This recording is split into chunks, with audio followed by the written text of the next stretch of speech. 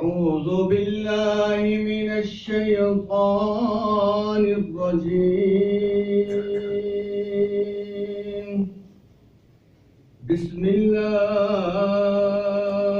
الرحمن الرحيم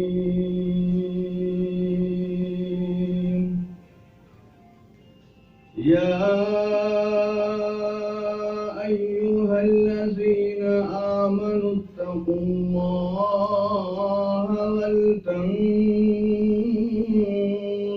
نفس ما قدمت لغد واتقوا الله إن الله خبير بما تعملون ولا تكونوا كالذين نسوا الله فأنساهم أنفسهم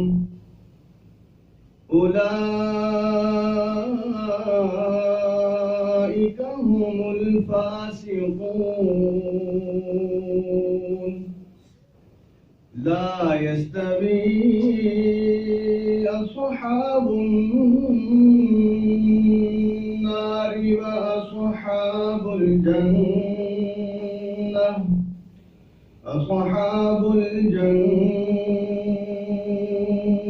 هم الفائزون لو أنزلنا هذا القرآن على جبل لرأيته خاشعا متصدعا من خشية الله وتلك الأمثال نضربها للناس لعلهم يتفكرون صدق الله العلي العظيم جزا الله عنا محمدا ما هو أهله رضيت بالله ربا وبالإسلام دينا وبمحمد نبيا صلی اللہ علیہ وسلم. محترم سامعین، یہ آیات مبارکہ ہیں پارہ نمبر 28 سورۃ الحشر، آیات 18، 19، 20 اور 21. اللہ تبارک و تعالی ارشاد فرماتے ہیں، اے اہل ایمان، اس لیے سب سے پہلے ہمیں یہ جد و جہد اور کوشش کرنا ہے کہ ہم تمام مسالک کا ادب اور احترام کرتے ہیں، لیکن ایک پیغام ہم دیتے ہیں سب افراد کو کہ اپنی ایمانی شناخت کا تذکرہ لازمی کیا کریں. مسلمان، مومن، صحابہ کرام رضی اللہ تعالی عنہ اجمعین کی یہی شناخت ہے. قرآن مجید میں جتنی مرتبہ ہے یا ایھا الذین آمنو، وہ در حقیقت پہلے خطاب ہے صحابہ کرام رضی اللہ تعالی عنہ اجمعین سے. اس لیے یہ امت اب عروج کی طرف جا رہی ہے. انشاءاللہ اس کا سفر عروج کی طرف شروع ہو چکا ہے. اب باقی کوئی پستی ایسی رہ نہیں گئی کہ مزید گرنا باقی ہو. ہر چیز کی خرابی کی انتہا ہم دیکھ چکے ہیں، اور اب ایسے محسوس ہونے لگا ہے جگہ جگہ قرآن مجید کی آواز بلند ہو رہی ہے، جگہ جگہ دینی پروگرام ہو رہے ہیں، بڑی تعداد میں مرد اور خواتین. کل میں سناوا میں پروگرام کر رہا تھا، 1500 کے قریب افراد تھے. اس سے پہلے بہاڑی میں پروگرام تھا، 2-2.5 ہزار کے قریب افراد تھے. اس سے پہلے کوٹدو میں پروگرام تھا، 3-3.5 ہزار افراد تھے. اس لیے یہ بتانے کا مقصد یہ ہے، میں نے پچھلی مرتبہ بھی کہا تھا کہ خوب محنت کیجئے. خانوال کتنا بڑا شہر ہے، آپ نے محنت کی، بہرحال قدر بہتر ہے تعداد، لیکن مزید محنت کریں گے تو یہ جگہ آپ کے لیے کم پڑ جائے گی انشاءاللہ. میں اس مرتبہ اپنی بہنوں کو یہ ٹاسک دے کے جا رہا ہوں کہ بہنوں کا تعلق بھائیوں کے ساتھ ہے، بیویوں کا تعلق شوہر کے ساتھ ہے، ماؤں کا تعلق بیٹوں کے ساتھ ہے، اسی طریقے سے بیٹیوں کا تعلق والد کے ساتھ ہے۔ یہ مرد اور عورت تمام قرآن مجید کی آواز پر لبیک کہتے ہوئے باہر آئیں۔ قرآن مجید کے علاوہ کوئی نسخہ ہے نہیں اصل میں سدھارنے کا۔ میں 3-4 واقعات ابھی آپ کو سناؤں گا انشاءاللہ، وہ آپ کے سامنے آ جائے گا اور آپ دیکھیں گے کہ قرآن مجید کے علاوہ اور اس کی باتوں پر عمل کیے بغیر چارہ کار نہیں ہے۔ اللہ تبارک و تعالیٰ ارشاد فرماتے ہیں، اے ایمان والو اللہ تبارک و تعالیٰ سے ڈرو۔ اب سوال یہ پیدا ہوتا ہے، کیسے پتہ لگے گا کہ میں اللہ تبارک و تعالیٰ سے ڈرتا ہوں یا نہیں ڈرتا؟ میرا خاندان اللہ تبارک و تعالیٰ سے ڈرتا ہے یا نہیں ڈرتا؟ پاکستانی معاشرہ اللہ تبارک و تعالیٰ سے ڈرتا ہے کہ نہیں ڈرتا؟ کوئی پہچان تو ایسی ہوگی کہ اگر آدمی کے اندر وہ ساری چیزیں پائی جائیں تو انسان خوش ہو جائے کہ الحمدللہ اللہ تبارک و تعالیٰ کا خوف میرے اندر ہے۔ اب آپ نے توجہ میری طرف ہی کرنی ہے، چاہے ادھر ادھر کچھ بھی ہوتا رہے، آپ کی توجہ اس طرف رہے۔ آئیے قرآن مجید سے پوچھتے ہیں کہ اب یہ کیسے پتہ لگے گا کہ یہ آدمی، یہ خاندان، یہ معاشرہ اللہ تبارک و تعالیٰ سے ڈرنے والا بن گیا ہے، ڈر رہا ہے؟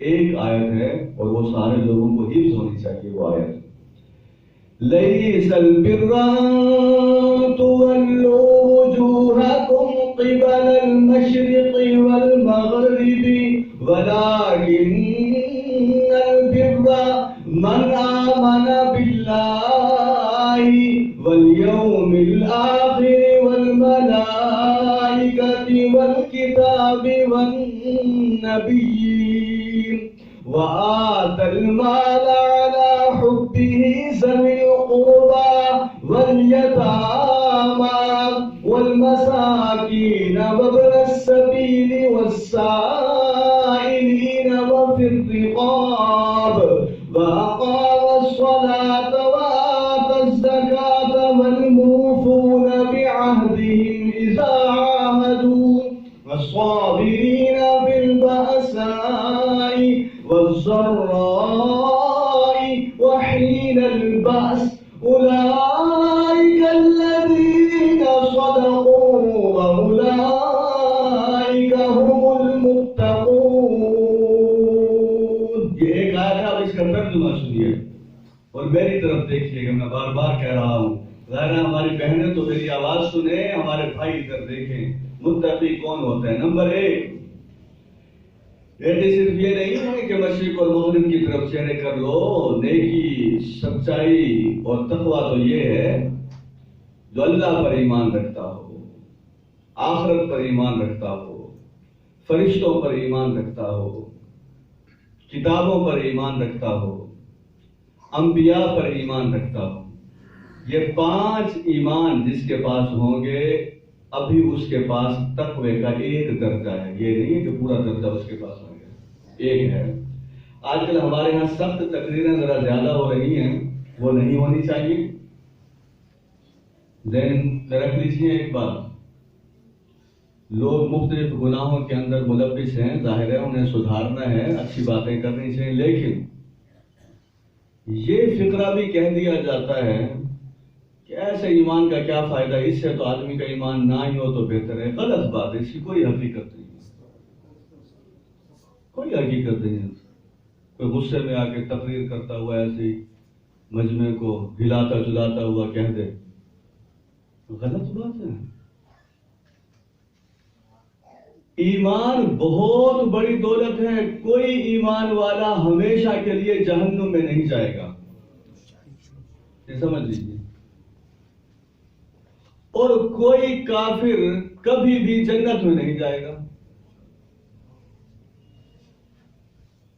میں یہ نہیں کہہ رہا اصلاح کیجیے، لیکن ایک آدمی جو اللہ پر ایمان رکھتا ہے، جو کتابوں پر ایمان رکھتا ہے، جو آخرت پر ایمان رکھتا ہے، یا ہمارے سیاستدان ہیں یا وکیل ہیں یا ججز ہیں یا ہمارے میڈیا کے ساتھ وابستہ لوگ ہیں یا اداکار ہیں یا اداکارائیں ہیں، اب یہ سمجھنا کہ یہ سرے سے بالکل ہی ختم ہے، ان کا ایمان ہونا یا نہ ہونا برابر ہے، ہمیں یہ نہیں کہا گیا۔ ہمیں یہ کہا گیا ان ایمان والوں کو ایمانی زندگی کی طرف لانے کی دعوت دو، نہ کہ ان کے ایمان کی نفی کرو۔ میری بات سمجھ گئے؟ انہیں کون سی زندگی کی طرف دعوت دینی ہے؟ ایمانی زندگی۔ کسی کے ایمان کی نفی کرنے کی ضرورت نہیں، کسی کو مایوس کرنے کی ضرورت نہیں۔ تو پہلا معاملہ یہ ہے، اور میں ایک حدیث یہاں سنانا چاہتا ہوں، لیکن ایک دو حدیثیں یہاں سناؤں گا۔ ایک نبی اکرم صلی اللہ علیہ وسلم کا مزاج دیکھیے، ایک ہمارا مزاج دیکھیے، ہم کیسے سنتے ہیں اور اللہ کے رسول صلی اللہ علیہ وسلم کیسے سنا کرتے تھے۔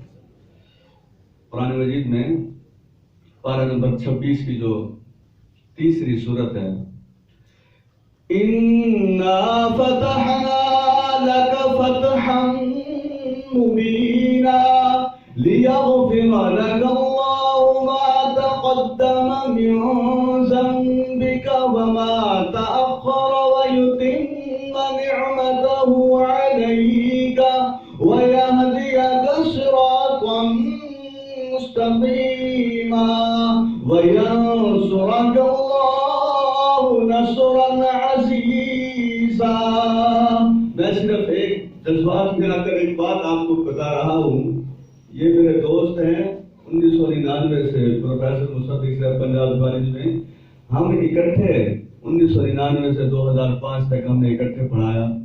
ان سے پوچھ لیجئے، فارغ وقت میں کالج میں قرآن مجید پڑھا کرتا تھا، اور میں نے اسی کالج میں رہ کر قرآن مجید حفظ کیا۔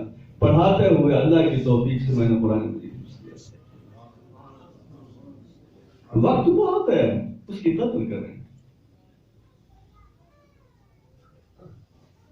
اِنَّا فَتَحْنَا لَكَ فَتْحًا مُبِينًا۔ اگر میں 100 مرتبہ یہ آیت پڑھوں آپ 100 مرتبہ سنیں گے، لیکن اگلی بات سنیے۔ جب یہ آیت نازل ہوئی تھی، نبی اکرم صلی اللہ علیہ وسلم نے فرمایا تھا، مجھے یہ آیت پوری زمین کی دولت سے زیادہ عزیز ہے۔ ہمارے پاس بھی ہے کوئی قرآن مجید کی صورت ایسی تو میں کہہ سکوں کہ مجھے یہ ساری زمین کی دولت سے زیادہ عزیز ہے؟ ایسے مسلمان چاہیے، ایسی عورتیں چاہیے۔ کپڑوں پر لڑنے والی عورتوں سے انقلاب برپا نہیں ہوا کرتا۔ جہیز، کپڑے، حسد، غیبت، مردوں اور عورتوں میں جب یہ بیماریاں ہوتی ہیں، وہ ایک گھر کو صالح نہیں بنا سکتے، معاشرے کو صالح کیسے بنائیں گے؟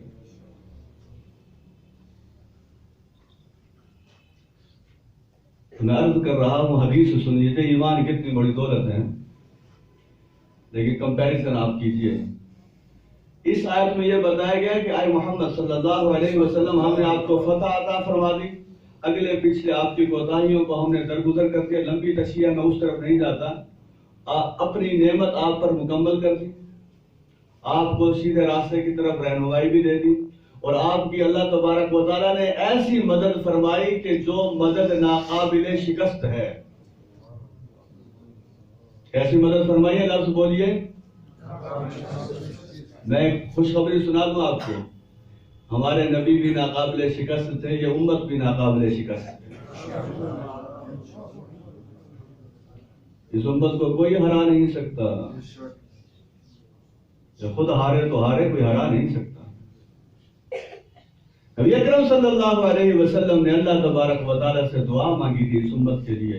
اللہ تبارک و تعالیٰ نے فرمایا تھا، اے محمد صلی اللہ علیہ وسلم، میں اللہ جہانوں کا مالک ہوں، میں آپ سے یہ وعدہ کر رہا ہوں، اگر ساری دنیا بھی آپ کی امت کو ختم کرنے پر آ گئی تو میں آپ کی امت کو ختم نہیں ہونے دوں گا۔ اگر آپ ساروں کو، جو مطالعہ کرنے والے افراد تو یہاں مرد عورت کم بیٹھے ہوئے ہیں، اگر آپ ساروں کو پتہ لگ جائے کہ اس امت کو ختم کرنے کے لیے، مسلمانوں کو دین سے دور کرنے کے لیے کیا کیا منصوبے ہو رہے ہیں، تو آپ سر پکڑ کے بیٹھتے ہیں، لیکن وہ کامیاب کیوں نہیں ہوتے؟ صدیوں سے ہو رہے ہیں۔ جب آپ سن لیجیے، وَمَكَرُوا وَمَكَرَ اللَّهُ وَاللَّهُ خَيْرُ الْمَاكِرِينَ۔ وہ اپنی چالیں چل رہے ہیں، اللہ اپنی تدبیریں کر رہا ہے، اور اللہ تدبیروں کے حوالے سے بہترین ہے۔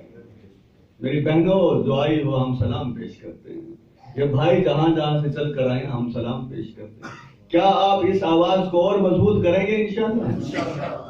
میں آپ سے توقع رکھوں کہ اگلے درس میں 5 افراد جو لے کر آئے گا ہاتھ کھڑا کریں، ابھی پتہ لگ جائے گا. جزاک اللہ ماشاءاللہ. کوشش کریں گے انشاءاللہ، کوشش کریں گے انشاءاللہ. اب پھر دیکھیے میں 2 حدیثیں سنانا چاہتا ہوں اصل میں، جس طرف میں لے کے جانا چاہتا ہوں. جب نبی اکرم صلی اللہ علیہ وسلم کو یہ خوشخبری ملی کہ اتنے درجے بلند ہو گئے تو آپ نے عبادت تو پہلے بھی کیا کرتے تھے، عبادت اتنی زیادہ کرنے لگے کہ پاؤں مبارک سوج گئے. حضرت عائشہ رضی اللہ تعالی عنہا نے دیگر ازواج نے پوچھا اللہ کے رسول صلی اللہ علیہ وسلم آپ اتنی مشقت کیوں کرتے ہیں، آپ کے لیے تو یہ خوشخبری ہے. تو جواب ارشاد فرمایا، ترجمے کئی ہیں، مجھے ایک ترجمہ بہت پسند ہے. وہ ترجمہ یہ ہے، کیا میں اللہ کا شکر گزار غلام نہ بن جاؤں؟ سارے بنیں گے غلام انشاءاللہ. اب خوشخبری سنیے جو میں ایمان کے حوالے سے سنانا چاہتا ہوں. جو گناہ گار ہو چکے ہیں، کبھی زندگی میں گناہ ہوئے، ہم میں سے کون ہے، ہم میں سے کوئی ایسا نہیں ہے جس کی ساری زندگی کھلی کتاب کی مانند ہو، جو اپنی ساری زندگی کے واقعات لوگوں کو سنا سکے. وہ شخصیت تھی تو وہ حضرت محمد صلی اللہ علیہ وسلم. اب خوشخبری سنیے، وہ یہ ہے،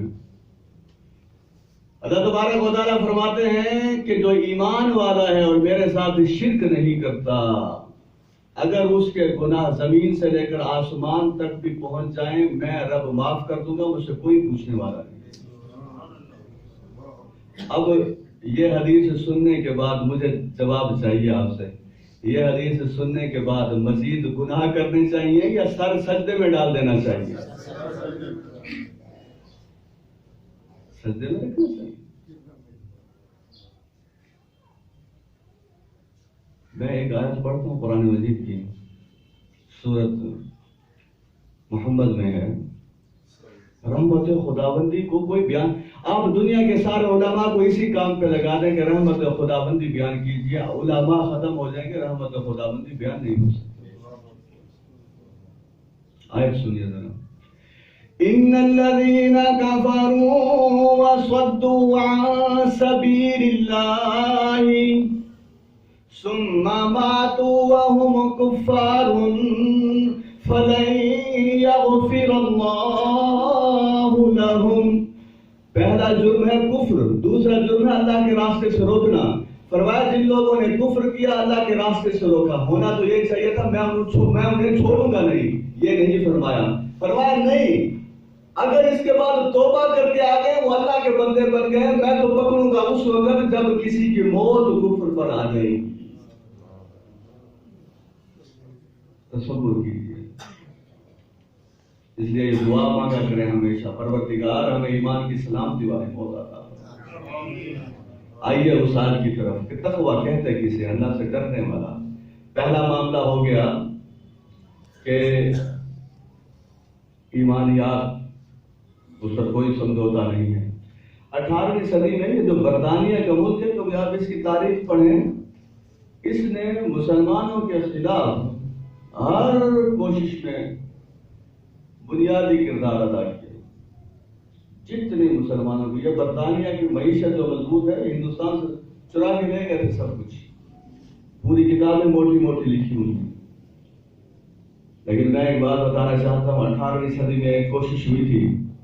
وہ کوشش یہ ہوئی تھی کہ جو بڑے صغیر کے لوگ ہیں ان کے دلوں سے ایمان کو خارج کر دیا جائے، ایمان بالکل ختم ہو جائے، مسلمان ہو ہی نہ.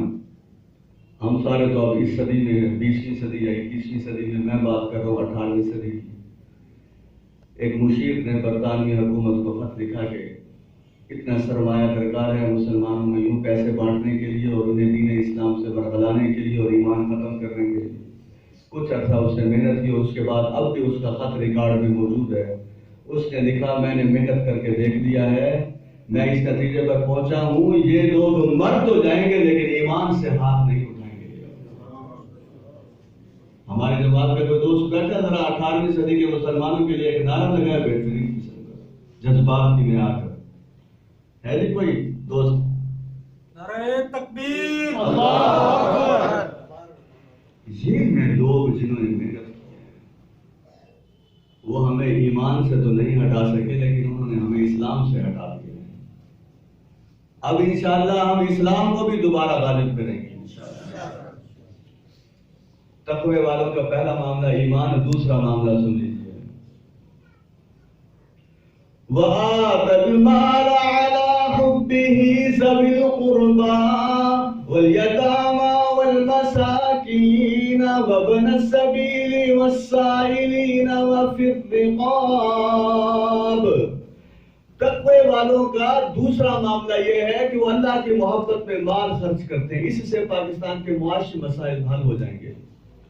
جس معاشرے میں مال جمع کرنے والے لوگ پیدا ہو جائیں وہ معاشرہ متقی معاشرہ نہیں کہلا سکتا.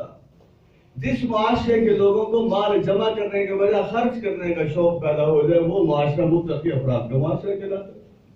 اب آپ خود سوچئے، جب مال جمع کرنے کا شوق نہیں ہوگا، ملاوٹ نہیں ہوگی، سود نہیں ہوگا، رشوت نہیں ہوگی، سٹریٹ کرائمز نہیں ہوں گے، چوری ڈکیتی، یہ سارے معاملات ختم ہو جائیں گے.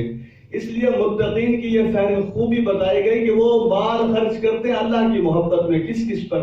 رشتہ داروں پر. یہاں میں ایک بات کہہ دوں، یہ ٹاپک بہت وسیع ہے لیکن ہم اسے محدود کرتے ہوئے کچھ باتیں آپ کو بتانا چاہتے ہیں. نبی اکرم صلی اللہ علیہ وسلم نے منع فرمایا ہے آپس میں مقابلہ کرنے سے. بچوں کو یہ کہنا دیکھو چچا نے اتنی بڑی کوٹھی بنا لی تم اس سے زیادہ بناؤ. بچوں کو یہ کہنا ان کے کپڑے دیکھو کتنے اچھے ہیں، تمہارے ان سے زیادہ اچھے ہونے سے. ہمارا مقابلہ ہے اس رشتہ دار کے ساتھ، ہمارا مقابلہ ہے فلاں کے ساتھ، ہمارا مقابلہ ہے فلاں کے ساتھ. بعض اوقات ایک ہی گھر میں 3 4 بہویں رہ رہی ہوتی ہیں کسی کی. اب ان بہوؤں کا آپس میں مقابلہ، ظاہر سالوں کے مالی حالات یکساں نہیں ہوتے. کسی کے مالی حالات کچھ ہیں، کسی کے کچھ ہیں، کسی کا سوٹ 5000 کا ہے، کسی کا 2000 کا ہے، کسی کا 1000 کا ہے. مومن ان تمام چیزوں سے بے نیاز ہو کر زندگی گزارتا ہے. اسے رات دن اس بات کی فرصت ہی نہیں ہوتی ان غیر ضروری سوچوں میں اس کے پاس کوئی وقت نہیں. اسے پرواہ نہیں ہوتی کہ میرے کپڑے جو ہیں وہ 500 روپے میٹر کے ہیں یا 200 روپے میٹر کے ہیں، میرا جوتا کتنے کا ہے، میں جس گاڑی پہ سفر کر رہا ہوں، جس گھر میں بیٹھا ہوں یہاں کارپیٹ ہے یا نہیں ہے. اسے تو بس ایک دھن سوار ہے. وہ کون سی دھن ہے؟ یہ تو ہماری گھروں کی خواتین ہوتی ہیں، عید سے پہلے آپ دیکھیں یہ تیاری کر رہی ہوتی ہے تو سارے لوگ کہتے ہیں عید کی تیاری ہو رہی ہے. مومن کے گھر میں ہر وقت ایک تیاری ہو رہی ہوتی ہے. میں آپ سے وہ تیاری کروانے کے لیے اور کرنے کے لیے ایک بات کہہ رہا ہوں. مومن کے گھر میں ہر وقت تیاری ہو رہی ہوتی ہے. وہ دنیا میں رہ کر اس کے گھر میں آخرت کی تیاری ہو رہی ہوتی ہے. فجر کی نماز کے وقت آخرت کی تیاری. جن گھروں میں لوگ سوئے ہوئے ہیں وہ آخرت کی تیاری نہیں کر رہے. ظہر کے وقت آخرت کی تیاری، عصر کے وقت آخرت کی تیاری، مغرب کے وقت آخرت کی تیاری، عشاء کے وقت آخرت کی تیاری. لوگوں کو دین کی دعوت میں کیوں آیا ہوں یہاں، مجھے اس خانوال سے کیا سروکار ہے، میرا یہاں آنے کا مقصد کیا ہے؟ میں بھی یہاں آخرت کی تیاری کے لیے آیا ہوں. مجھے آپ سے اور کیا لینا دینا ہے سوائے اس کے کہ اللہ ہم سب سے راضی ہو جائے، اللہ ہم سب سے خوش ہو جائے. اللہ کے دین کی دعوت دینا ہم سب کی ذمہ داری ہے. تو کیا آپ دعوت کا کام کریں گے؟ انشاءاللہ. میرے بھائیو، وہ مال خرچ کرتا ہے کس پر؟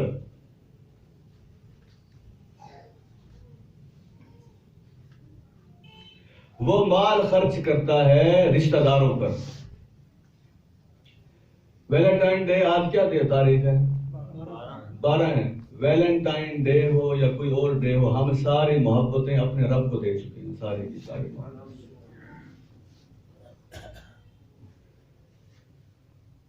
ان محبتوں کے ہم قائل نہیں ہیں جن محبتوں کے بعد بیٹیوں کی لاش ملے بوڑھے باپ کو.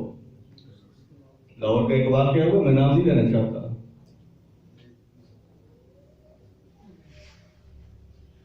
وہ محبتیں نہیں ہوتی، بربادیاں ہوتی ہیں. ہم شادی کے بعد محبتوں کے قائل ہیں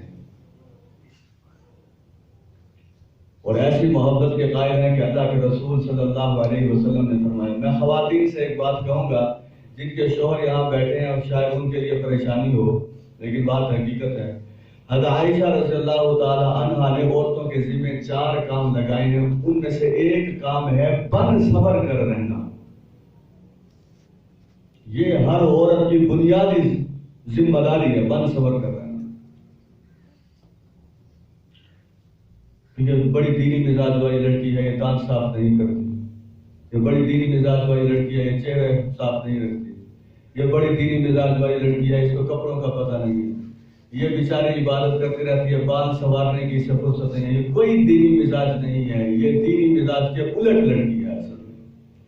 اگر اسے دینی مزاج کا پتہ ہوتا تو اسے یہ حدیث لازمی سن رکھی ہوتی کہ نبی اکرم صلی اللہ علیہ وسلم نے فرمایا وہ عورت بہترین عورت ہے جس کا شوہر اسے دیکھے اور وہ خوش ہو جائے، خوبصورتی میں ہو اور خوبصورتی بھی ایسی ہونی چاہیے۔ ہم ان محبتوں کے فائدے ہیں، ہم مغرب کی ان محبتوں کو کسی صورت میں بھی کوئی اہمیت نہیں دیتے۔ اور یہ ذہن میں رکھ لیجیے، ویلنٹائن ڈے جو ہے وہ صرف محبتوں کا معاملہ نہیں ہے، مالی طور پر خرابیاں پیدا ہو جاتی ہیں۔ دوسری عورتوں سے محبت کرنے والا شوہر اپنی بیوی اور بچوں کے لیے جو مال ان پر خرچ کرنا تھا خیانت کرتا ہے، وہ مال کہیں اور خرچ کر رہا ہوتا ہے۔ اسی طریقے سے ایک لڑکا جس نے اپنے باپ سے پاکٹ منی لی ہے، وہ اپنی ذات پر اور اپنی تعلیم پر اس نے خرچ کرنا تھا، وہ کہیں اور پہ خرچ کر رہا ہے، امانت میں خیانت کر رہا ہے۔ اور یہ معاملات، حکومتیں ختم ہو جاتی ہیں، ریاستیں ختم ہو جاتی ہیں، زمینیں ختم ہو جاتی ہیں، جو بزرگ بیٹھے ہیں ان سے ذرا پوچھیے گا، جاگیریں ختم ہو جاتی ہیں، مکانات ختم ہو جاتے ہیں، جائیدادیں ختم ہو جاتی ہیں، لیکن میرے نزدیک یہ سارا کچھ اتنا اہم نہیں ہے۔ میرے نزدیک سب سے زیادہ جو چیز ختم ہوتی ہے وہ یہ ہوتی ہے کہ بے حیا آدمی سے اللہ تبارک و تعالیٰ محبت نہیں فرماتے۔ یہ سب سے بڑا نقصان ہے۔ ہم لوگوں کو بتائیں نا، یہ آدمی ہے، اس کا 1 ارب کا نقصان ہو گیا بے حیائی میں، لوگ کہیں گے بہت یہ تو معاملہ گڑبڑ ہو گیا۔ 1 ارب کیا 100 ارب کا بھی نقصان ہو جائے وہ اتنا نقصان نہیں ہے جتنا کسی سے اللہ ناراض ہو جائے۔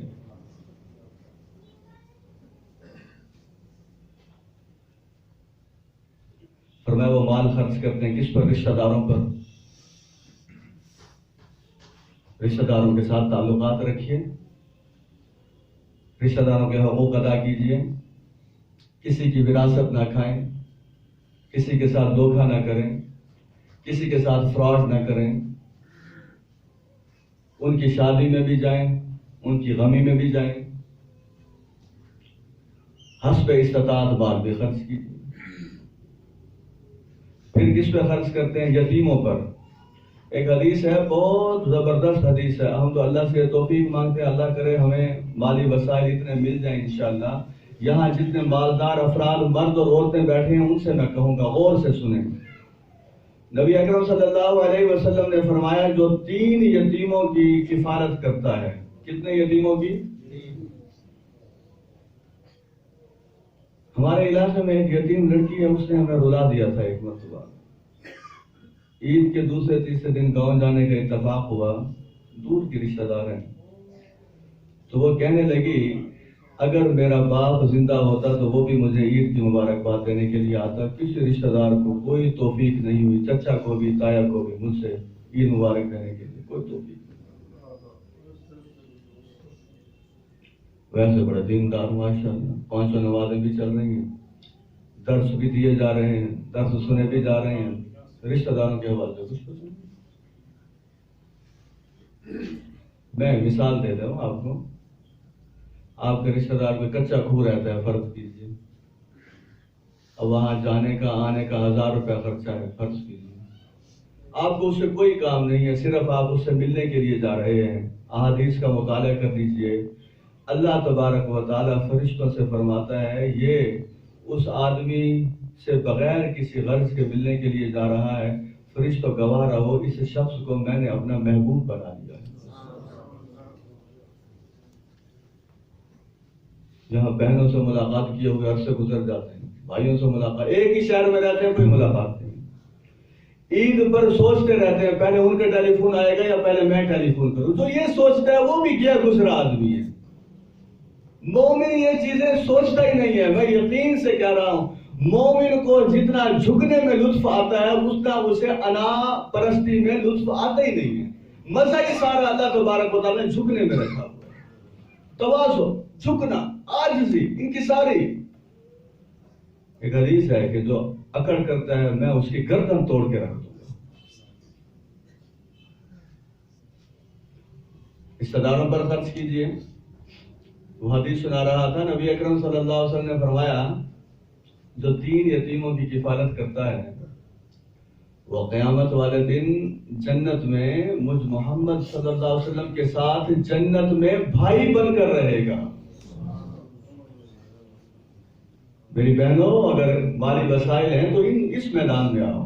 الخدمت کے حوالے سے تعاون کیجیے، آرفن سینٹر کے حوالے سے تعاون کیجیے، قرآن کی آواز کو بلند کرنے کے حوالے سے اس پروگرام کے اوپر جو افرادات آتے ہیں، یہ اشتہارات چھاپتے ہیں، باقی چیزیں ہیں، اس پر تعاون کیجیے. آپ کہیں کہ ہم انشاءاللہ ماہانہ درس قرآن کا جو خرچہ ہے وہ میں انشاءاللہ پے کیا کروں.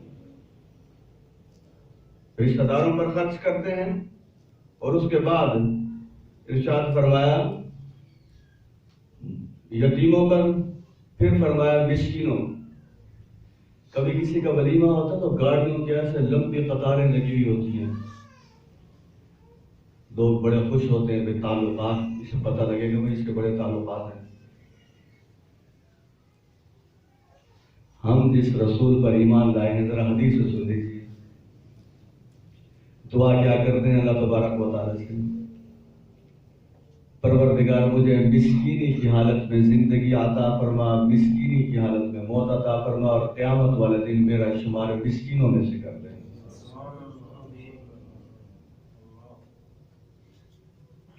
جب یہ ولیمہ ہو رہا ہوتا ہے تو وزیر اعظم پاکستان کی وجہ سے ولیمہ قبول نہیں ہو رہا ہوتا، اس ولیمے میں سب سے زیادہ جو غریب آدمی ہوتا ہے اس کی دعاؤں سے ولیمہ قبول ہو رہا ہوتا ہے.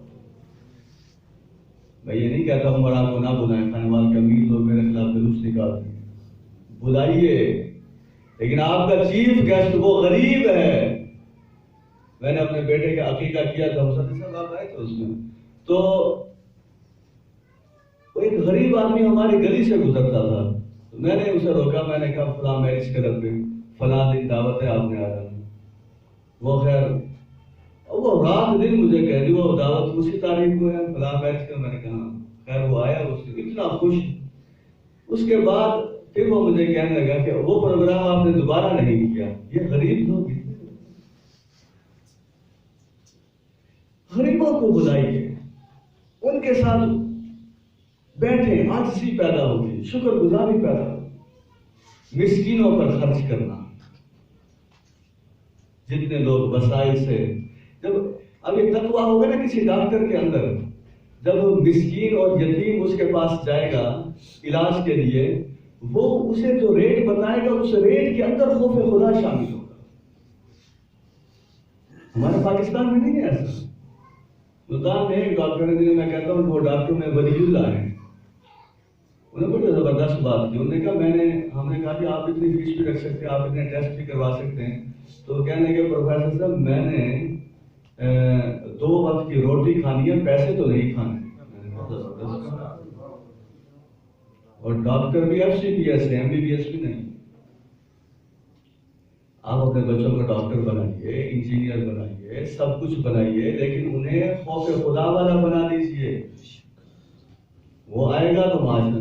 عورتوں سے بھی یہی بات ہے، جتنی عورتیں یہاں تشریف لائی ہیں، بیٹی کی شادی ہو رہی ہے، بس آپ کہیں کہ بیٹی سسرال کو چمکا دے گی، فریج سے، اوون سے، فرنیچر سے نہیں. یہ بیٹی سسرال کے گھر کو تقوی اور طہارت کے ذریعے چمکا دے گی انشاءاللہ. بہو بھی چمکا دے گی انشاءاللہ. ابھی ہم پروفیسر صاحب میں جس جگہ سے آئے ہیں وہاں پتہ لگا 85 لاکھ روپے کا دہیج دیا بیٹی.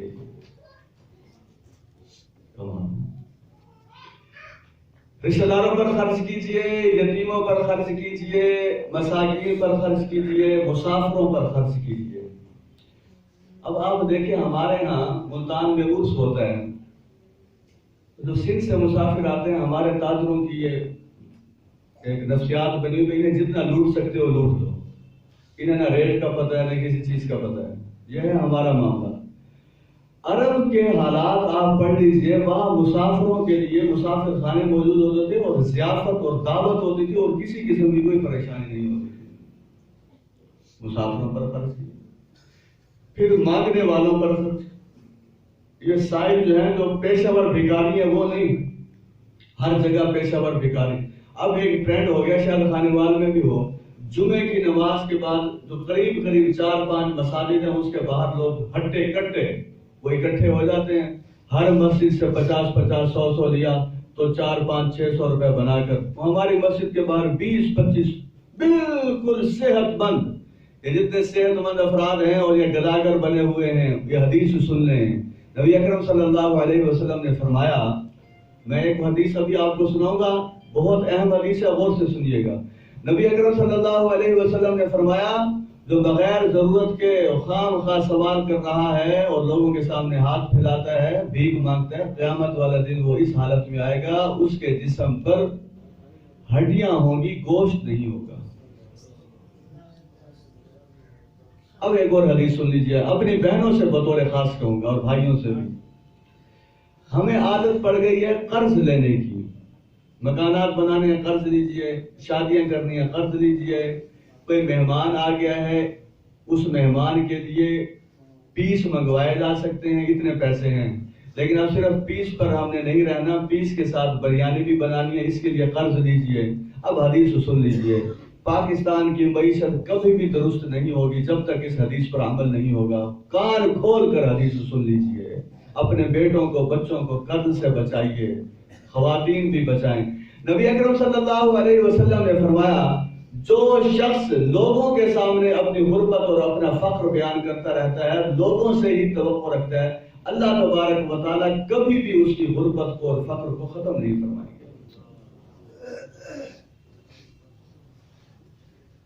کوئی خودداری ہوتی ہے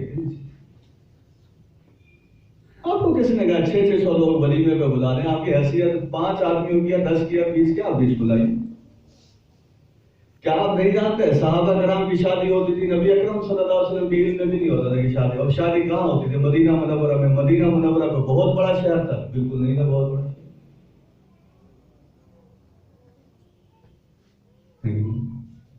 یہ درس ہم اس لیے ہم نے جو ماہانہ درس رکھے، ایک فکر ہم دینا چاہتے ہیں۔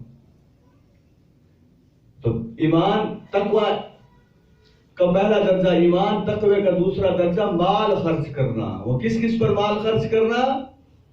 رشتہ داروں پر، یاد کر لیجئے، یتیموں پر، مسکینوں پر، مانگنے والوں پر اور مسافروں پر، اور گردن چھڑانے پر۔ گردن چھڑانے کی کئی شکلیں ہو سکتی ہیں۔ اس وقت غلاموں کو آزاد کیا جاتا تھا۔ ملتان میں فوڈ فیسٹیول آپ نے نام سنا ہوگا، بہت مشہور، ریکارڈ بھی ہو رہے تھے نا، کوئی بات نہیں ہو رہا ہے تو خیر۔ میں ایک مرتبہ کچہری میں بیٹھا ہوا تھا، وہاں ججز سے گفتگو تھی، اور مجھے انہوں نے کہا کہ آپ ایسا کریں 15-20 منٹ ابھی ایک کمرے میں تشریف لے جائیں، ابھی ہم ارینج کر رہے ہیں سارا پروگرام۔ میں نے کہا ٹھیک ہے۔ جہاں مجھے بٹھایا گیا وہاں وہ سمجھ لیجیے سب سے بڑے جج جو ہیں وہ اس وقت میرے سامنے بیٹھے تھے، ایک اور آدمی بیٹھے ہوئے تھے، ان کی سفید داڑھی تھی۔ انہوں نے ان جج صاحب سے کہا کہ یہ بتائیے کتنے لوگ ہیں اس فہرست میں تو جن کی پیمنٹ میں نے کر رہی ہیں؟ تو انہوں نے بتایا جی اتنے لوگ ہیں، اور وہ پیمنٹ کا 1 لاکھ روپے بنی۔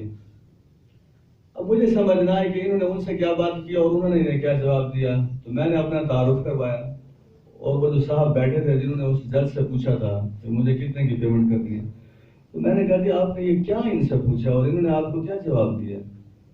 تو کہنے لگے بس آپ نے اپنا تعارف بھی کروایا اور اب آپ نے یہ سوال پوچھے، ورنہ میں جواب نہیں دیتا، لیکن اب آپ کو میں جواب دیتا ہوں۔ میں اللہ تبارک و تعالیٰ کی توفیق سے ملتان کی جیل میں جو وہ قیدی ہیں جنہیں جرمانہ ہوا ہے اور جرمانے کے ادائیگی کے لیے رقم نہیں ہے، ان کے جرمانے میں ادا کرتا ہوں اور ان کے پاس آتا ہوں، وہ فہرست لے لیتا ہوں، سارے پیمنٹ میں کر دیتا ہوں، پھر انہیں جیل سے آزادی مل جاتی ہے۔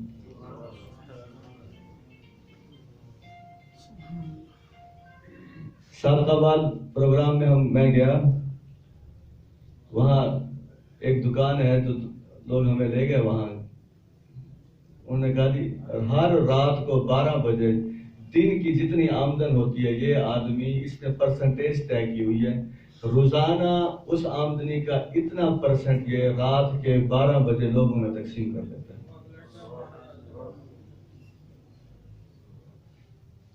لوگوں کو دیں. اگر آپ ذمہ دار ہیں, تاجر ہیں, مال سے محبت کم ہوتی ہے, دینے سے, رکھنے سے تو اپنی ضروریات بھی پوری کریں, بچوں کی تعلیم ہے, دیگر اخراجات ضرور پورے کریں, لیکن کم از کم کوئی آپ کا یہ تعارف بھی ہونا چاہیے کہ بخیل نہیں ہے یہ آدمی.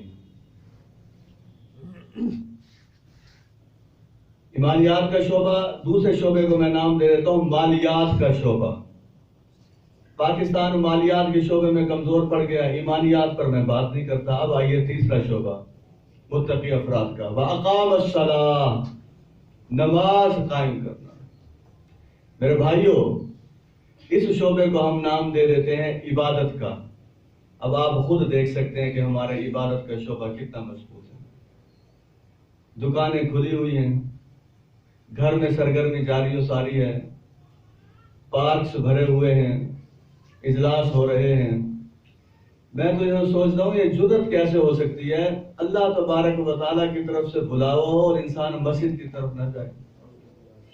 جس گھر میں نماز نہیں پڑھی جاتی وہ گھر والے اپنے گھر کے ساتھ مخلص نہیں ہیں.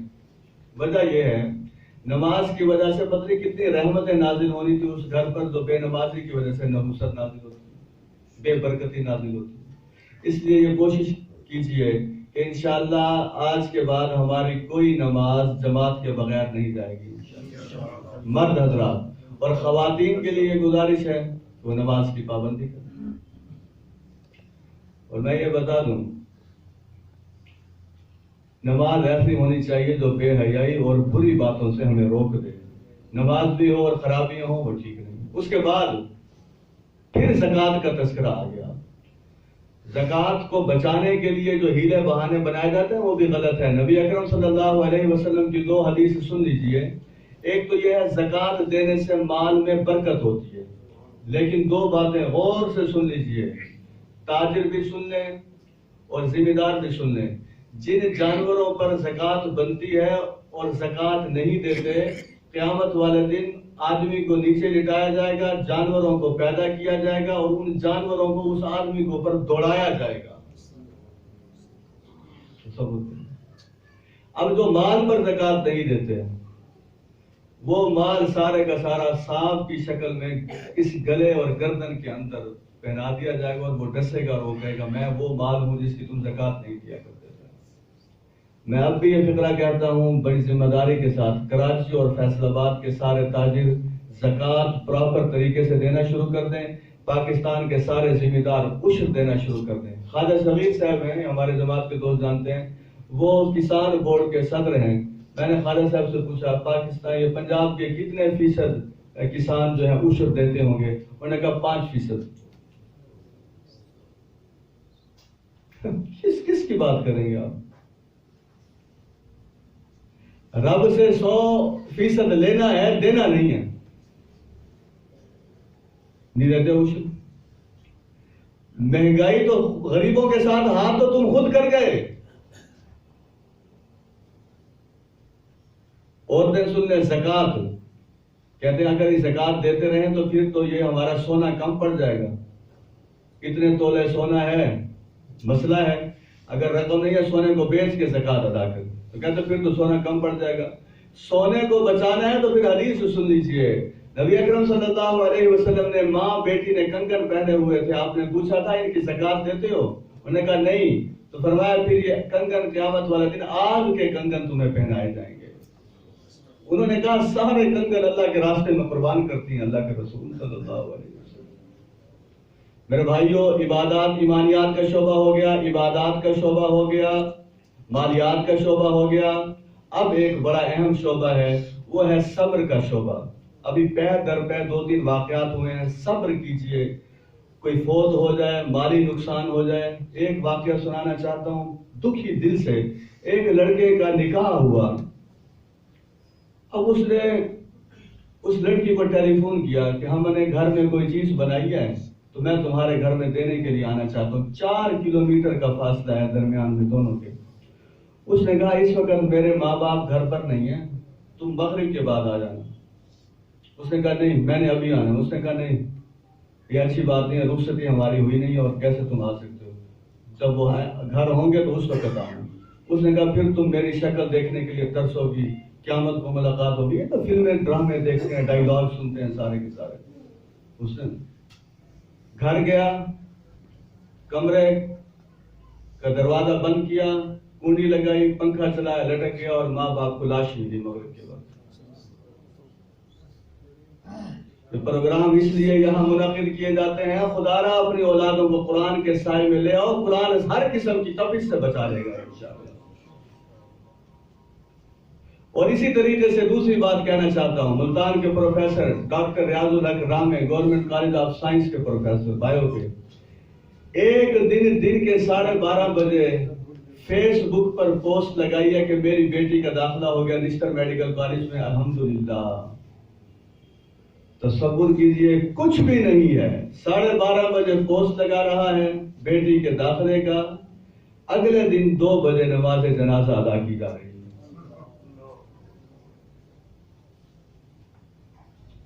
میں جو بہاری کی پروگرام کی بات کر رہا ہوں, جو MNA ہیں طاہر اقبال چودھری صاحب, ان کی بھتیجی, ان کے بھائی نصر اقبال چودھری صاحب کی بیٹی کنزا اس بچی کا نام تھا, MSc کر رہی تھی اور تکمیل کے مراحل میں تھی. یونیورسٹی سے میسج پہ میسج آ رہے تھے سہیلیوں کے بھی جلدی آئیں, لیٹ ہو گئی. وہ جانے کے لیے ٹرین پر جب اس نے قدم رکھا, پاؤں پھسلا, نیچے چلی گئی اور ختم ہو گئی. اب بیٹی گئی, باپ زندہ ہے. اس لیے متقی افراد کے بارے میں کیا فرمایا سن لیجئے, والصابرین فی البأساء والضراء وحین البأس. متقین افراد بس یہی فقرہ کہتے ہیں, انا للہ وانا الیہ راجعون. تنگی ہو, مشکل ہو, کوئی بھی حالت ہو, حالت جنگ ہو, وہ صبر کرتے ہیں. جو صبر نہیں کرتا وہ متقی نہیں ہے. اب میرے بھائیو آج کا درس اختتام کی طرف آ گیا. فرمایا اولئک الذین صدقوا. ابھی ہم کسی کو کہیں نا, میں ان کے بارے میں کہوں یہ سچے آدمی ہیں, کتنے خوش ہوں گے. میں ان کے بارے میں کہوں یہ بڑے محنتی آدمی ہیں, کتنے خوش ہوں گے. خوش ہو جائیے, ان لوگوں کے بارے میں پروردگار فرما رہے ہیں یہ لوگ سچے ہیں, یہ اصل میں میرے اوپر یہ ایمان لائے ہیں, انہوں نے تقوی کو اختیار کیا ہے. تو یہ اپنی تعریف دیکھا کریں قرآن مجید میں. اولئک الذین صدقوا, یہی لوگ ہیں جو سچے ہیں, جنہوں نے سچ بول کر عمل کر کے دکھا دیا. وَأُولَئِكَ هُمُ الْمُتَّقُونَ, یہی لوگ ہیں جو پرہیزگار ہیں اور متقی افراد ہیں. آیت کا ترجمہ سن لیجیے. آج کا جو درس 4 آیات پر ہونا تھا ہوا 1 آیت پر, لیکن ترجمہ یہ مضمون سمیٹ کر جائیے. اگلا درس یہیں سے شروع کریں گے انشاءاللہ. پھر سن لیجیے. اے ایمان والو, اللہ تبارک و تعالیٰ سے ڈرو. ہر شخص یہ دیکھے اس نے کل کے لیے کیا جمع کیا ہے. کل سے مراد آخرت. اللہ تبارک و تعالیٰ سے ڈرو, یقیناً اللہ تبارک و تعالیٰ جو کچھ تم کرتے ہو اس سے باخبر ہے. اس کی تشریح میں پھر میں نے یہ کہا تھا کہ تقوی ایمانیات پر مشتمل ہے, تقوی مالیات پر مشتمل ہے, تقوی عبادات پر مشتمل ہے, تقوی استقامت پر مشتمل ہے. اب صبر کو میں نے نام دے دیا استقامت کا. یہ خوبیاں بچوں میں بھی پیدا کریں, اپنے اندر بھی پیدا کریں. ہم تو جب گھروں میں بیٹھے ہوتے, میں نے تو اپنے بچوں کو بھی, جب میں یہ سنتا ہوں یہ سارے واقعات, تو میں نے کہا بھائی کسی وقت جدائی ہونے والی ہے, کسی وقت بھی میں جا سکتا ہوں, کسی وقت آپ بیٹے جا سکتے ہیں. وہ کہتے ہیں ابو ایسی بات نہ کریں, لیکن یہ ذہن سازی بڑی ضروری ہے. کسی وقت جب وہ جا رہے ہیں تو ہم بھی جا سکتے ہیں, لیکن اللہ تبارک و تعالی ہمیں دینی استقامت عطا فرمائے.